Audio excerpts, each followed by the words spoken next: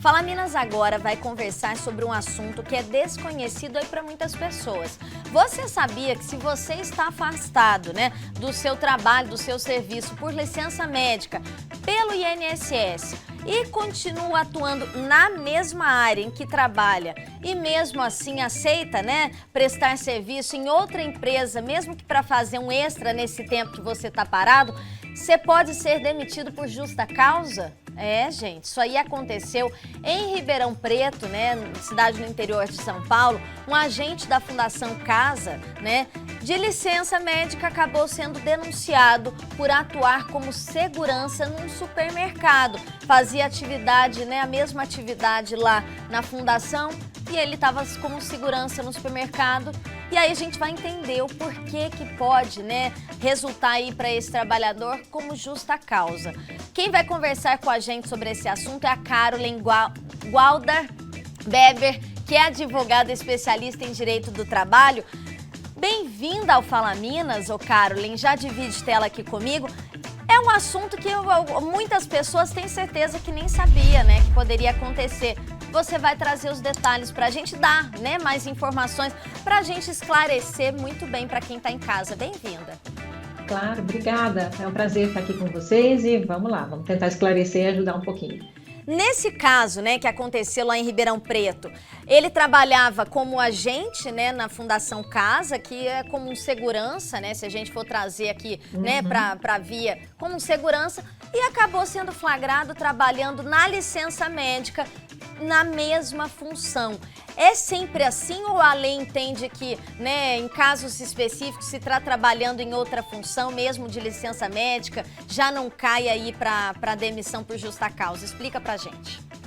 Bom, vamos lá. Então, o que é importante? Primeiro, o trabalhador saber. Se ele está afastado, ele está em licença médica, ele está afastado das atividades, do trabalho dele, justamente para se recuperar, para que ele possa se tratar e voltar ao trabalho dele. Então, o empregador dele, quem paga os salários, ele já está, entre aspas, sendo prejudicado, porque ele não tem mais o trabalhador dele ali todo dia, porque ele está afastado para se tratar. Então, ele tem que se tratar o quanto antes para poder retornar às atividades. Nesse caso em específico, ele estava ali fazendo as mesmas atividades de segurança, se eu não me engano, num supermercado, enfim. Muitas vezes o profissional, o trabalhador, ele pode achar que ele está bem, que ele ainda está em licença, mas ele está se sentindo bem e poderia trabalhar, ou então ele aproveita esse período para fazer um bico, ganhar um extra, enfim. Isso pode realmente atrasar a recuperação dele. E aí, tanto o INSS acaba tendo que pagar mais, o maior tempo de período de benefício, quanto o empregador fica sem seu trabalhador também, podendo trabalhar. Então, ele fica afastado mais tempo. Então, por que isso pode gerar justa causa? Porque o trabalhador, o empregador, ele acaba sendo lesado porque o trabalhador ele está, de uma maneira ou de outra, se prejudicando, adiando o seu retorno ao trabalho. Então, a gente chama que quebrou, a gente fala que quebrou a fidúcia, quebrou ali a confiança, que o empregador tem que ter com relação ao seu empregado. Então, isso é um dos motivos que pode causar a justa causa no contrato. Então, é muito importante que o trabalhador saiba que quando ele está afastado, ele precisa realmente ficar ali em repouso, enfim, cumprir as ordens médicas para que ele se recupere o quanto antes, para que ele retorne às atividades normais dele. Então, isso pode ter implicação tanto para o emprego dele, para o trabalho, quanto para o INSS, que está pagando o afastamento dele previdenciário. Pode entender, Carolyn, que o Ministério do Trabalho, ou até a própria empresa, no caso a empresa principalmente, que é a mais afetada também, ela pode entender essa situação como o trabalhador está agindo fraudulosamente, com fraude nessa situação?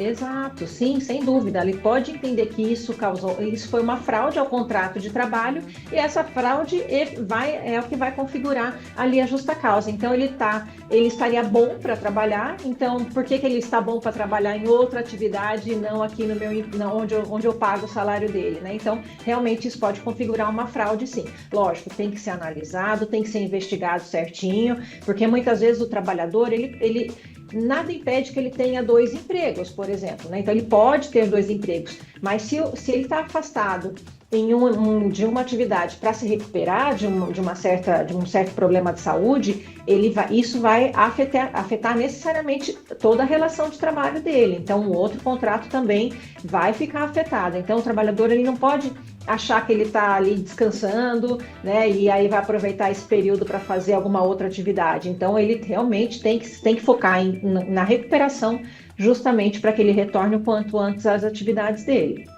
Olha, chegou uma pergunta aqui, José Carlos de Eloy Mendes está acompanhando a gente, programa ao vivo, diz que sofreu um acidente doméstico e terá que ficar afastado por um tempo do serviço. Ele ainda não passou na perícia do INSS, está aguardando, e aí ele está perguntando, né, quem que vai arcar com o salário dele neste período? A empresa paga a diferença ou ele recebe do INSS o salário mínimo? Como que ele fica respaldado nessa situação?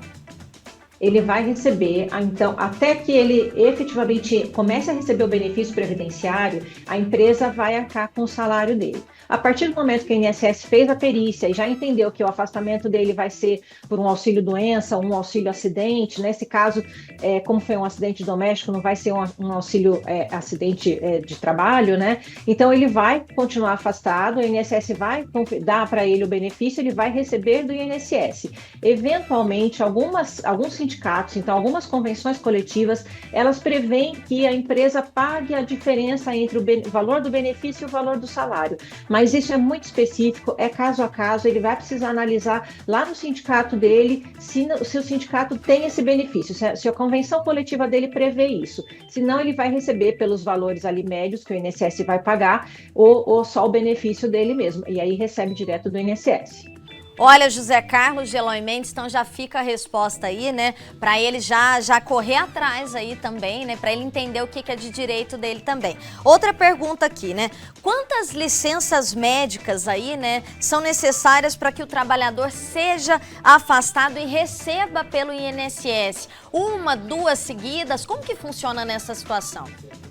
Na verdade, a partir do momento que o trabalhador se acidentou, teve uma doença, ele precisou se afastar, os primeiros 15 dias de afastamento, a empresa vai pagar o salário dele normalmente. A partir do 16º dia, ele entrou no INSS. Então, o INSS já começa a pagar. Então, independente do período que ele for ficar fora, e esse período ele vai ser analisado pelo médico, justamente por essa perícia que o INSS vai fazer, então, na perícia vai ser apurado qual vai ser o tempo de recuperação dele e quanto tempo ele vai ficar afastado.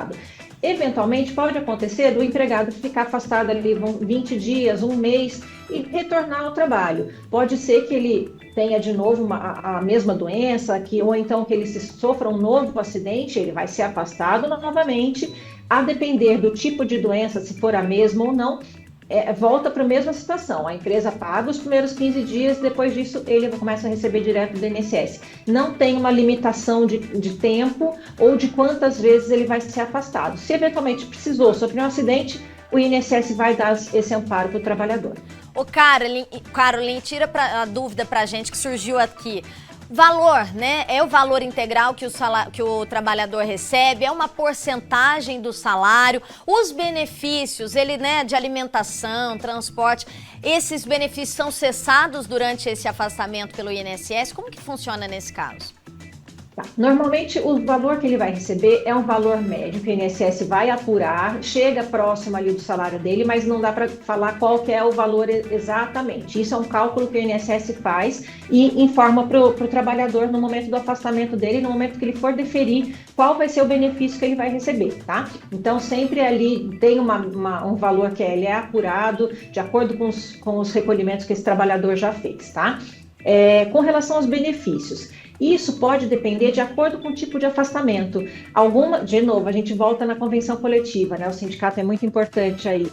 Algumas convenções coletivas, elas prevêem que a empresa deve continuar pagando, por exemplo, a cesta alimentação, o vale-refeição, para o trabalhador que está afastado, mesmo que ele tenha sido afastado por um acidente que não tem relação com o trabalho. Então, normalmente os benefícios eles ficam suspensos, né? O trabalhador que está afastado, ele tem o contrato de trabalho dele suspenso e aí então cessam quaisquer outros pagamentos. Então, vale refeição, vale transporte, etc. Auxílio médico não, normalmente quando ele recebe da empresa isso mantém. Agora, a depender do tipo de afastamento, por exemplo, se for um afastamento que não tem relação com o trabalho, ele pode ou não receber esses benefícios extras que a empresa dá. E aí, a convenção coletiva é a fonte onde ele vai saber se a empresa é obrigada a continuar pagando ou não. Recolhimento fundiário é a mesma coisa.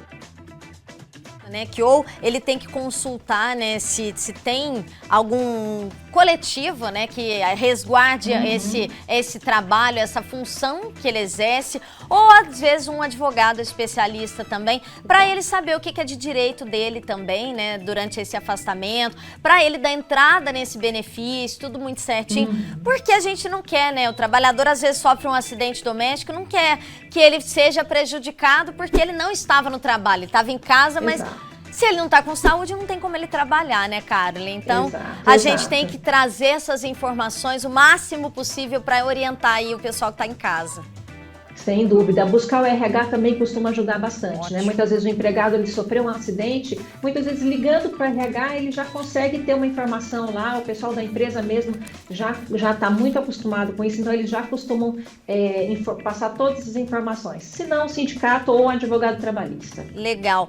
Carolyn Gualda Beber, ela é advogada trabalhista. Carolyn, já vou fazer um convite para você participar numa próxima comigo aqui, tá? Eu estou à disposição, é sempre um prazer.